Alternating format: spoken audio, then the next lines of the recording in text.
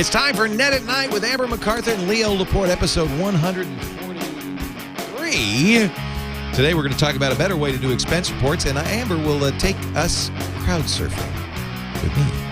Stand by. Net at Night's next. Netcasts you love. From people you trust.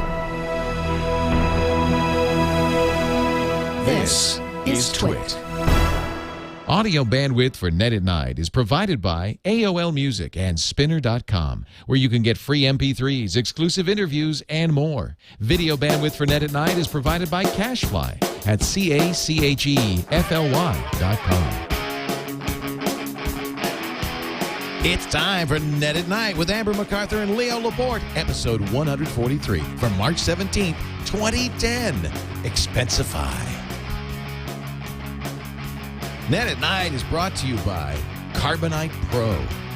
It's simple, secure, and affordable online backup for your small business. For a free trial and to learn more, visit CarbonitePro.com.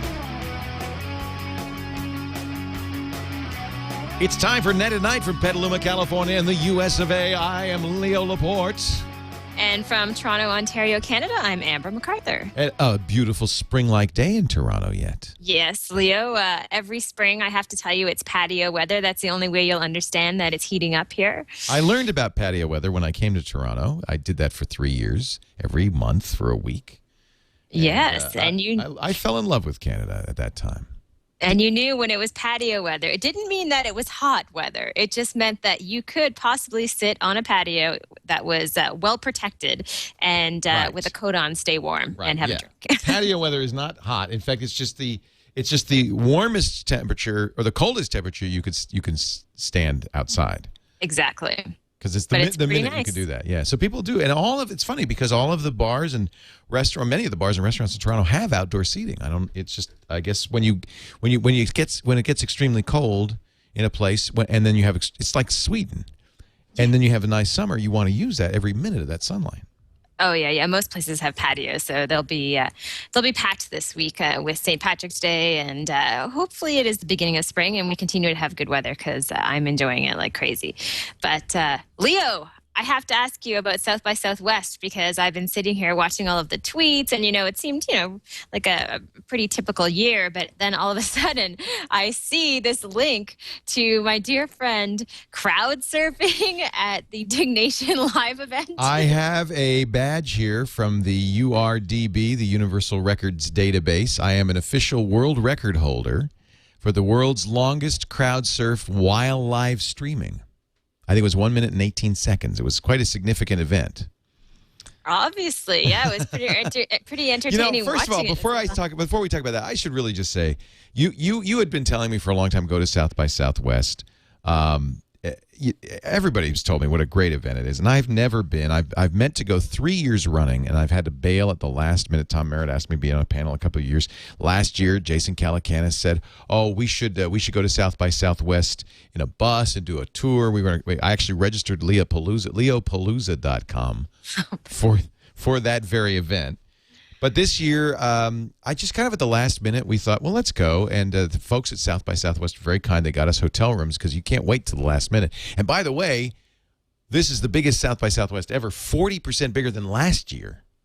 Really? So it was, look, it was hard to get a room. It was hard to get an airfare and all. But we got down there, and I now know why it's such a popular conference, especially for Web 2.0 types, for Net at Night types. It's really great. Yeah, it is great. So how long were you there? For 5 days. Really? Yeah, and it's still going on today. We left one day too early. Well, for instance, the GDG Tea Party was last night. We left before the GDG. Oh, you missed that party, but I'm sure you got to lots of other parties. We went to the Mashable party. That was really fun. Pete Cashmore was there. He and Lisa Bettany, I think, were an item. Really? Yeah. Go Canada. Go Canada. I asked Pete, Pete is a Scotsman, and he spends his time kind of split between Scotland and the U.S. And I said, "Well, you going home to Scotland after this?" He said, "No, I think I'll go to Vancouver for a bit."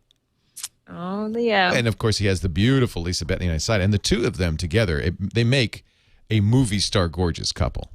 Yeah, he's pretty cute. He's gorgeous. She's gorgeous. I mean, it's just it's kind of scary to see the two of them together. I hope it doesn't crumble, Leo. Well, it probably will. You know how these Hollywood weddings are. These Web 2.0 actually, romances. we haven't even married them yet. So let's just, they're. Well, that's great. Yeah, I mean, I think it's pretty clear they're dating. I didn't get official confirmation. We're turning into Gawker here. I also went to, what else did I go? I went to Gary Vee had a secret party that wasn't apparently that secret because there was a lot of people there. Yeah. Went to the Ustream party, long line out the door to go there at the Phoenix, beautiful bar there. Trying to get into the Twitter party, but we weren't. Scoble and I weren't allowed in. We're not on the list, so. I couldn't go to that. But I wonder, was that really like? Has the Twitter? Do you think the Twitter party? And I was wondering about this because I saw Robert's tweet about it. Was it more kind of celebrity oriented? I don't do you think? know. You know, and to be completely fair to Twitter, the way we tried to get in was we sent Robert knew somebody who was part of the the official team or something, tweeted her and said, "Can Leo and I go? Leo's got the streaming camera. We'd like to come." And she said, "Sorry, you're not allowed in," or something like that. So I don't know if I'd asked, if I'd asked ahead of time or whatever. I'm sure it was an oversight. I'm not holding it against anybody. There were too many.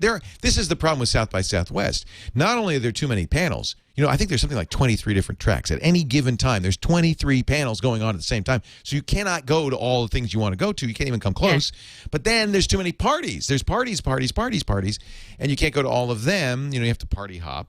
And Austin is a great town. The 6th Street it's there, great. the music, the food. It's very walkable too. That's what I loved about it. And the real problem is yes, it is. You wear out a lot of shoe leather, but you walk. And the real thing that wore me out was the party. So I didn't even go to any one. I missed all the panels. I went to one panel. I'm not kidding. I went to two. I went to Buzz Out Loud with Tom and Molly. They did their show live from there. And I went to a panel with Mark Cuban. Okay. A guy who started Broadcast.com, now owns the Dallas Mavericks, and is a famous blowhard. Again, he had written a blog post saying that internet TV can't possibly succeed. There's not enough bandwidth in the world. And so anybody who's doing internet TV should just give it up. And he was going to be in a debate with Avner Ronan, who is the founder of Boxy, which is the best way to watch internet TV. And I thought, this is going to be great. It was internet TV versus pay TV. I thought this will be great. I went to the event. And right away, they're just taking pot. No, actually, Mark's taking pot shots at Avner. Really just, you making any money? We were profitable from day one. I mean, it was just like annoying and really aggressive. And I went there to learn something or just to give Mark a chance to explain his point of view or something. Fortunately, here's the good news. The fire alarm went off. Loudspeaker says, "Please evacuate the building." Everybody left. And I didn't go back. And I bet you most people didn't go back to that event. So much for that. So, Leo, are you going to go next year, do you think? Oh, yeah. I'm going every year for the rest of my life. This is the best party I've ever been to. I'm going to go next year. For sure. I got to go. Let's talk. Good. I expect you there because it was not the same without Amber MacArthur there. Although everybody else. I'll get you dancing. Everybody's there. Everybody goes. I mean, it's everybody you and I know. That's what's fun about it. Yeah. Oh, I know. I was there, I think, maybe 4 years ago, but it was so much fun. And I mean, it wasn't even as big as it is now. So, and you got some great interviews then. I remember, including Evan Williams of Twitter. So, the biggest party though is the one you're talking about, which is the Big Dig Shindig, where they do Dignation. Yep. Last year, 2,000 people. I thought that was huge. This year, 2,000. Last year. This year, they rented Stubbs Barbecue. They have a whole huge parking lot. It's the biggest venue in Austin. Can hold well over, there were 3,400 people, I was told. Oh my gosh, and that's it was jammed, full of, and you know what? It felt like Woodstock. The vibe was positive. Everybody was in a great mood. It was just so neat. And I went there with my rig. I have a 20-pound backpack that I'm carrying around. The Ustream lent us the LiveU streaming device that has 6 3G connections, so that I can, I always have solid bandwidth, which we did. And we had a FireWire input. I connected to it a camcorder that I put on a monopod with a big old light panels light on it, and a microphone. And I was wearing a headset microphone and I had a handheld microphone. And so I went to the Big Dig party. big shindig, and I was able to go backstage, and it was like it was like, first of all, there's all these people in the audience. Brian Brushwood's doing his magic act. The crowd's going, and I go backstage. I kind of had my run of it. Went backstage. There are Kevin and Alex getting ready for Dignation, and just hanging out with them. Just hanging out backstage. Tony Hsieh of Zappos is the CEO of Zappos, at Zappos on Twitter. And Gary Vaynerchuk, Gary V. Just hanging out backstage. Yeah. It's like a rock concert. That's awesome. And Jay Adelson, and it was just incredible. Incredible. It looked like fun, Leo. It was a lot of fun. So Kevin and Alex say, well, you want to do the last story or want a story with us? So I said, sure, I'll do a story with you. So I come out, they call me, and I come out on stage with my backpack and my stupid light thing, camera. I looked at the video afterwards. I look like such a dork. So I come out on stage, and the first thing they make me do is chug a beer. By the way, when I get home from South by Southwest, my 15-year-old son says, Dad, I thought he saw the other video. He said, Dad, I saw you chugging a beer. I thought, oh, God. I said, Henry, that's the only alcohol I had that night. Don't ever do that. It's a bad idea, but it's too late. I'm a bad influence. It's too late. And then you're surfing the crowd. I'm sure. Well, that's the funny thing. So the story is about a hovercraft, right? A personal hover. I think they did this on purpose. I'm pretty sure they did. It's about a personal hovercraft that you could buy. And they say, would you buy that, Leo? I said, well, if it worked, I know. First thing I do is land on my head. They said, no, it's stabilized, and it's only $40,000. I said, yeah, I'd love to have something like that. I said, imagine if you had it right now, you could go out and hover over the crowd. It'd be so cool. And Kevin gets his, Kevin. He's a bad boy. Kevin, if we figured this out. Kevin is the guy who doesn't ever get in trouble himself. But instigates. He's an instigator, and he gets other people to get in trouble. So Kevin goes, you mean like crowd surfing?